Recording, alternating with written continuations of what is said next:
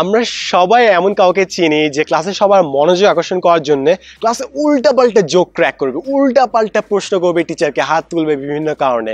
এসব মানুষ just attention চায়। তাদের ভেতরে একটা ফাঁকা জায়গা আছে, তারা আত্মহীনমনতায় ভুগে, তাদের ইনফেরিয়রিটি কমপ্লেক্স আছে।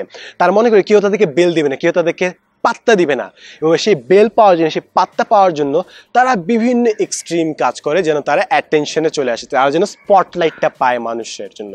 এখন অনেক ট্রেন্ড শুরু হয়েছে যে মানুষ অ্যাটেনশন পাওয়ার জন্য বিভিন্ন ভিডিওতে অনেক উল্টাপাল্টা কাজ করে আপলোড দেয়। তারা অনেক বিতর্কিত কন্ট্রোভার্সিয়াল জিনিস নিয়ে কথাবার্তা বলে, উল্টাপাল্টা জিনিস বলে আপলোড দেয় যেন মানুষ তাদের জিনিসগুলো দেখে। সমস্যা হয় তখন যখন মানুষ এগুলো আরও বেশি করে দেখে, তারা ভাবে যে আরে মানুষ তো আরও দেখছে, এরপর যদি আমি আরও এক্সট্রিম বানাই তাহলে আরও বেশি মানুষ দেখবে, এবং তারা আরও বিপজ্জনক কাজ করে বসে। কেউ কেউ ফটো আপলোড দেয় যে আমাকে দেখো, লাইক দাও, লাভ দাও, রিয়্যাক্ট করো, এবং তারা যখন দেখে যে মানুষ রিয়্যাক্ট করছে, লাভ দিচ্ছে, আরও বেশি করে উল্টাপাল্টা কাজ করার চেষ্টা করে। এখন একটা জিনিস ক্লিয়ার করে রাখি যে ফটো আপলোড দেওয়া, ভিডিও আপলোড দেওয়া, নিজেকে প্রকাশ করে, এটা কিন্তু খারাপ কিছু না, কিন্তু ওটা যদি উদ্দেশ্য হয় অ্যাটেনশন পাওয়া, তাহলে কিন্তু জীবনে ওই জিনিসটা ঠিক হবে না। কারণ অ্যাটেনশন দিয়ে কিন্তু ভেতরে ফাঁপা জায়গাটা পূর্ণ হবে না, ওটা খালি আত্মবিশ্বাসী পূর্ণ করতে পারে। এখন যেসব মানুষ এসব অ্যাটেনশন পাওয়ার চেষ্টা করে, তার এক্সট্রিম পর্যায়ে যে কী করে, তারা সুইসাইডের মতো কাজ করে, যে হাতে ব্লেড দিয়ে কেটে ফেলে যেন মানুষ আমাকে কেয়ার করে, কি যেন আমাকে পাত্তা দেয়, আমাকে যেন আদর করে।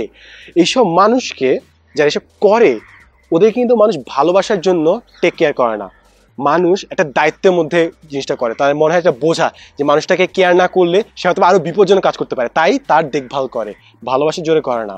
তাই যাদের মধ্যে এই জিনিসটা থাকে তারা যেন আত্মবিশ্বাসটা নিজেদের গঠন করে, তাহলে তাদের অ্যাটেনশন সিকিং জিনিসটা করতে হবে না।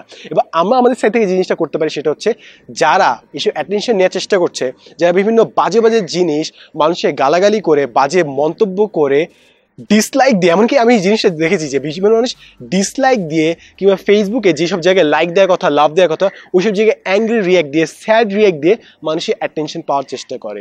এইসব মানুষকে যদি আমরা অ্যাটেনশন না দিই তাহলে কিন্তু ওরা এইসব কাজ করবে না, কিন্তু সমস্যা হচ্ছে আমরা কিন্তু ওদেরকে অ্যাটেনশনটা দেই, এবং ওই জন্য কিন্তু ওরা আরও উল্টাপাল্টা কাজ করে।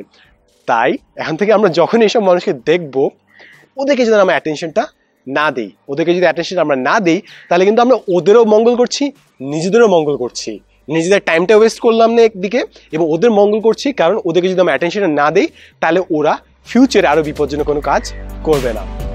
And as always, thanks for watching.